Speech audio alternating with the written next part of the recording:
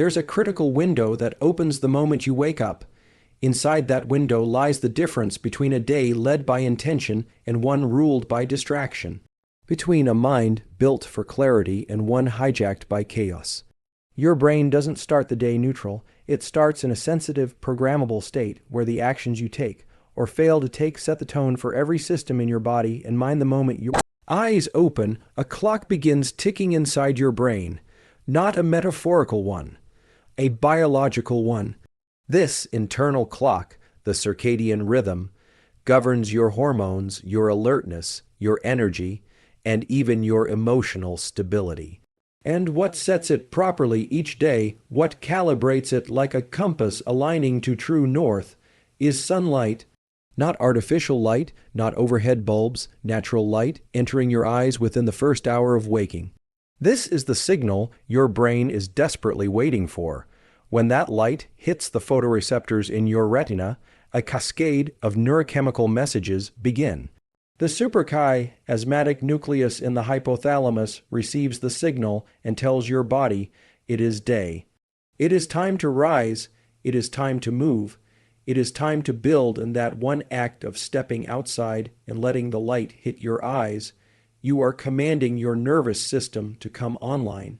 You are aligning your cortisol levels to rise in the early part of the day when they are designed to.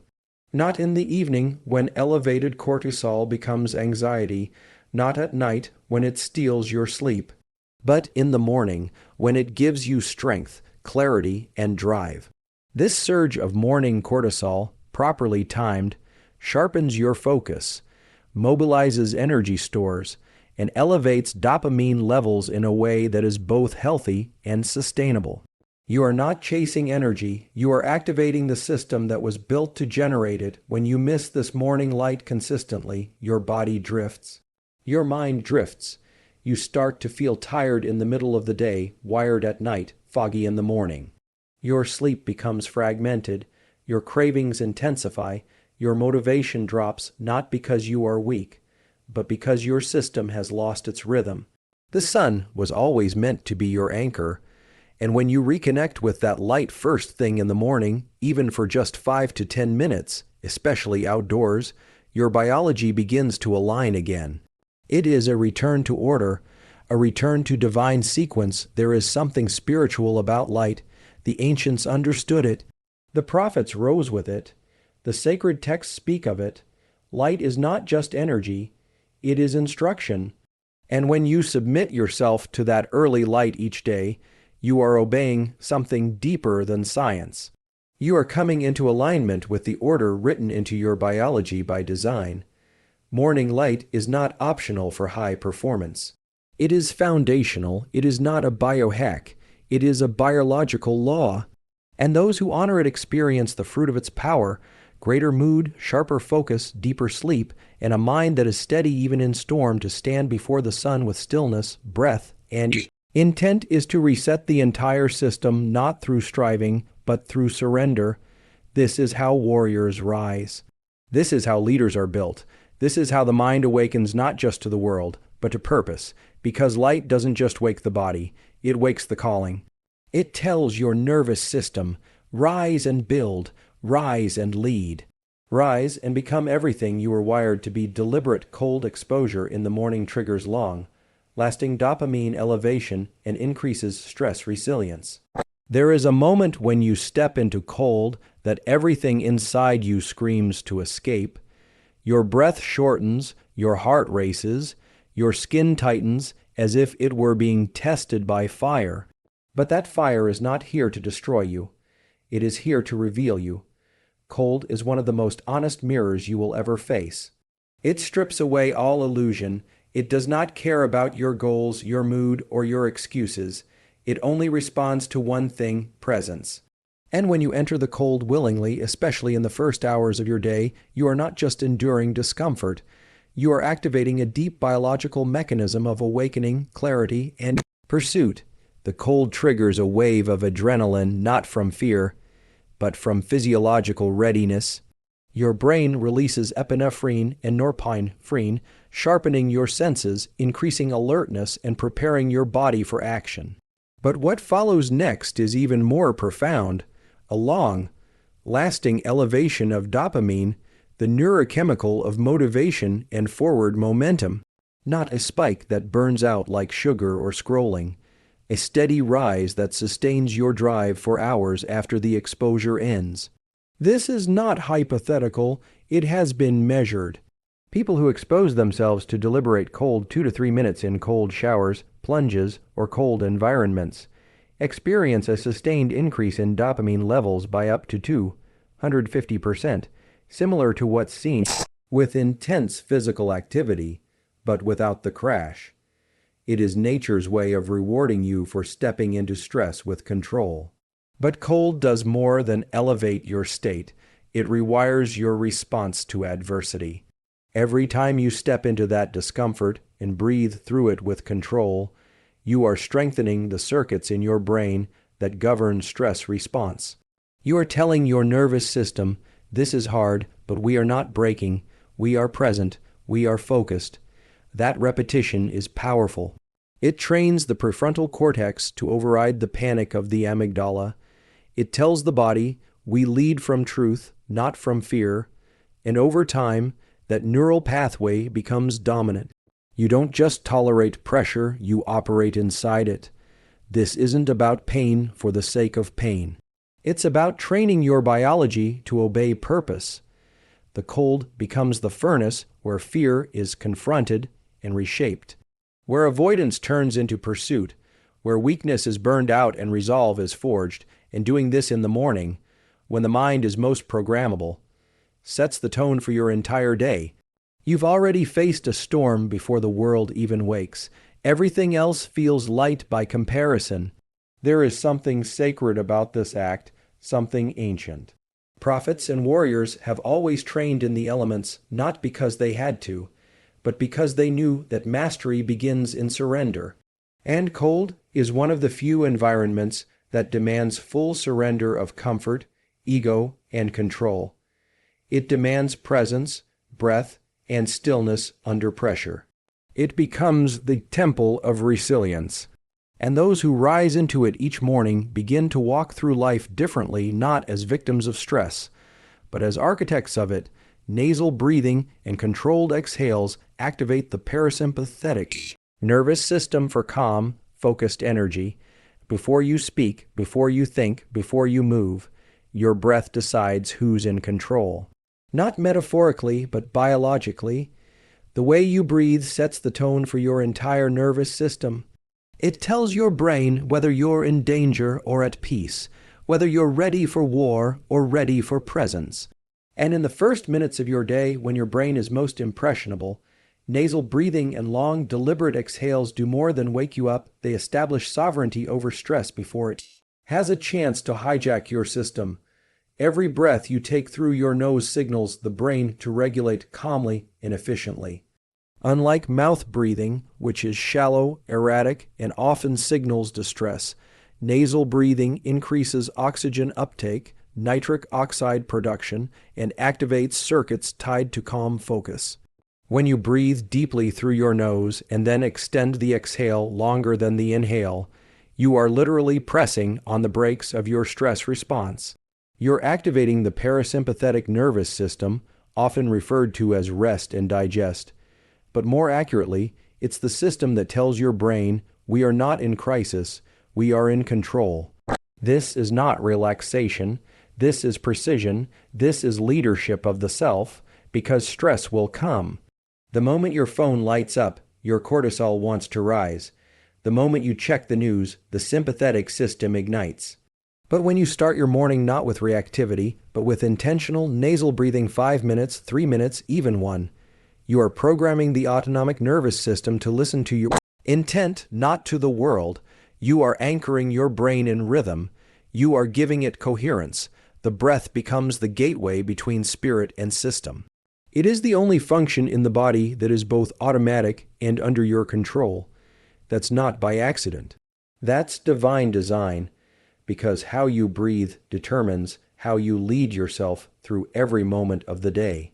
Fast breath equals fast mind, shallow breath equals shallow thought, but slow, grounded breath creates space space between impulse and action, between fear and clarity, between noise and truth. The great warriors of every era have known this. From samurai to monks to special forces, they all train the breath, not as an accessory, but as the first weapon. Because the one who can control breath under pressure controls everything else.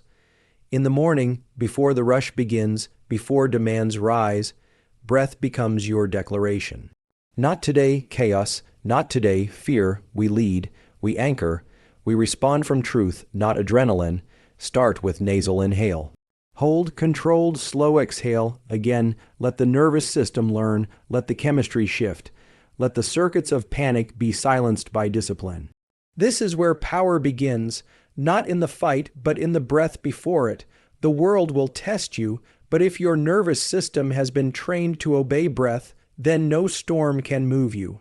You are not reaction, you are rhythm. You are not panic, you are presence. You are not made to survive your days. You are made to govern them, one breath at a time. Fasted movement enhances neuroplasticity and primes the brain for deep learning and mental clarity. Before food, before noise, before you fill your body with anything from the outside world, there is a sacred window where your brain is primed for transformation. It is the state of emptiness, and in that state, something extraordinary happens when you move. Not intense, ego-driven training, but intentional, rhythmic movement. Walking, stretching, breathing, light exertion. When done in a fasted state, this is not just healthy, it is neurologically sacred. Because you are tapping into a primal design, a biological code etched into your nervous system long before modern life existed. When you wake, your brain is flooded with norpine, freeing alertness chemicals designed to move you forward. But when you delay food and engage in movement, you activate a survival-based feedback loop that tells the brain we are pursuing. You simulate the ancient need to seek, to track, to prepare. And in this state, your brain becomes a sponge for new information. This is where brain-derived neurotrophic factor BDNF rises, a molecule so powerful it's been called miracle, grow for the brain. BDNF increases the growth of new neurons, strengthens synaptic connections, and enhances your ability to learn, adapt, and focus. This is not just about exercise, it's about encoding the nervous system to associate clarity with effort, to link pursuit with peace. When you move while fasted, you lower systemic inflammation, regulate insulin sensitivity, and most importantly, train your mind to generate energy from purpose, not from external inputs. You are not numbing the fatigue, you are transcending it through alignment with biology. And when this becomes a daily ritual, your baseline mental clarity begins to shift. You don't need caffeine to think. You don't need noise to move. You begin to rise on command. The spiritual weight of this cannot be overstated. Fasting has always been a gateway to revelation, not because food is evil, but because in emptiness, focus sharpens. Movement in that state becomes a prayer, an offering of discipline, a cleansing of clutter, a declaration that your body is a vessel for purpose, not pleasure. The early morning fasted state is where vision gets clean, where thoughts align, where your spirit can speak louder than your cravings. Science now confirms what the ancients practiced, that the coupling of fasting and movement rewires the brain for endurance, patience, learning, and elevated mood. Dopamine is released, but slowly, sustainably. Cortisol rises, but rhythmically, not chaotically. BDNF floods the brain, preparing it to retain, create, and pursue. And you begin to walk through your day with a different presence, not anxious, but alert, not scattered, but locked in. Because you have trained your brain to find power in restraint and fire in stillness, you weren't made to wake up and consume. You were made to wake up and become, to ignite the mind through rhythm, silence, and motion. This isn't a morning routine, it's a neurological commandment. Fast, move, breathe, and listen. Your brain will answer, your purpose will rise, your clarity will speak, and you will walk, not as a slave to fatigue, but as one who rules from the inside out. Avoiding dopamine spikes from phones or sugar protects your motivation and focus for the rest of the day. The battle for your mind begins the moment you wake, and most people lose it before they even stand up.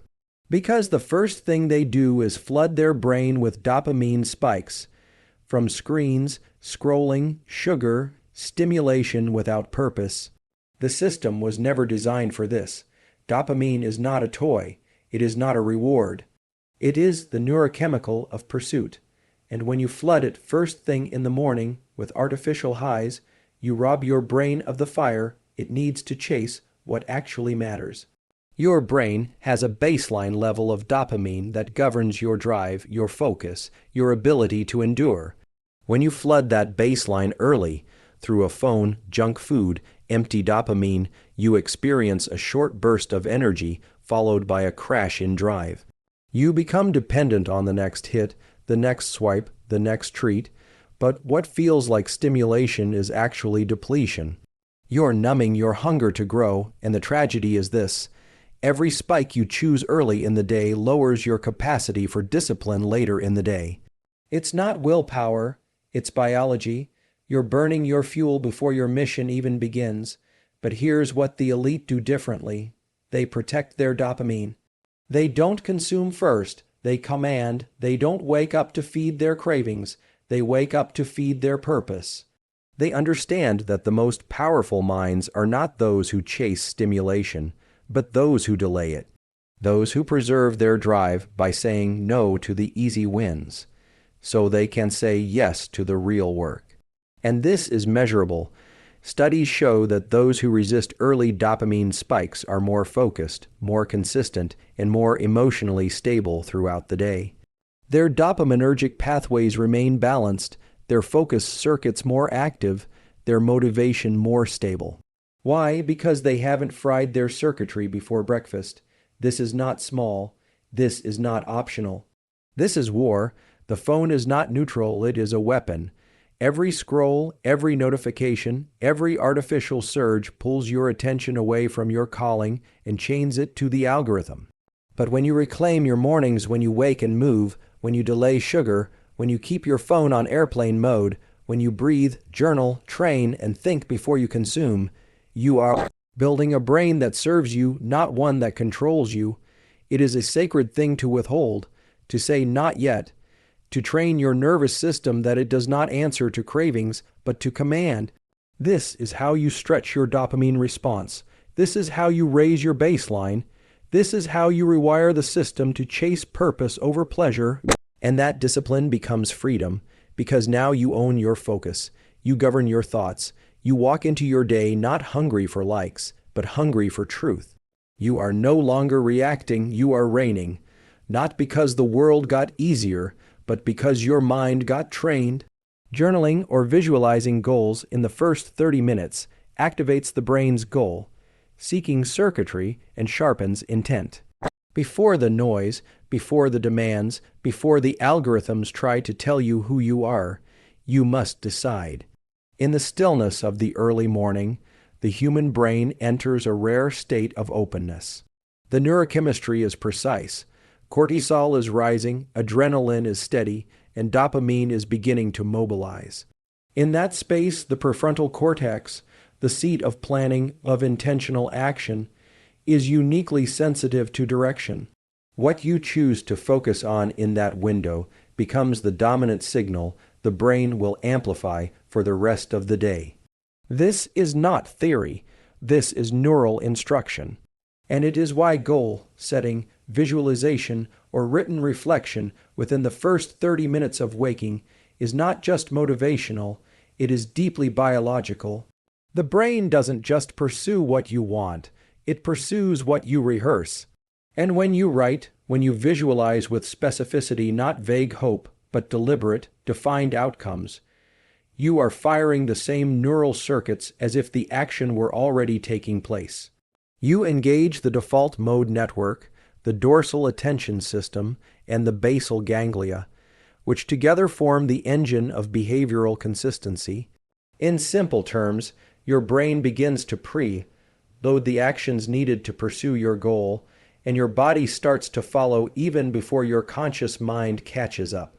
This is where the battle is won, not in the middle of the day when distractions are loud and decisions are reactive, but in the quiet, when you take the time to command your nervous system, to write it down, to name the mission, to see it in your mind and claim it as already underway.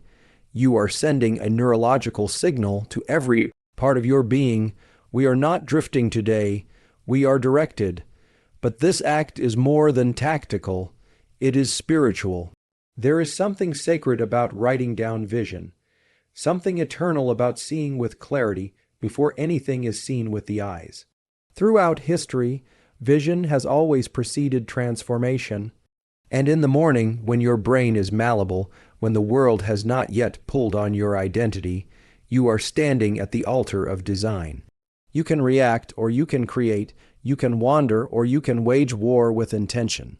When you journal with focus, when you visualize your aim, not just what you want, but who you must become to get there, you are not just thinking. You are building neural pathways, strengthening identity, and sharpening the systems that govern perseverance, emotional control, and decision-making. You are quite literally sculpting the mind of the person you are becoming. The world is full of people who wish, but the people who build, who rise, who stay consistent, who walk through fire without losing their aim, they are not lucky. They are trained. They do not wait to feel motivated. They architect it. They script their path in silence and then walk it with authority. Because they've told their brain where to go, and the brain, once given that clarity, will move heaven and earth to get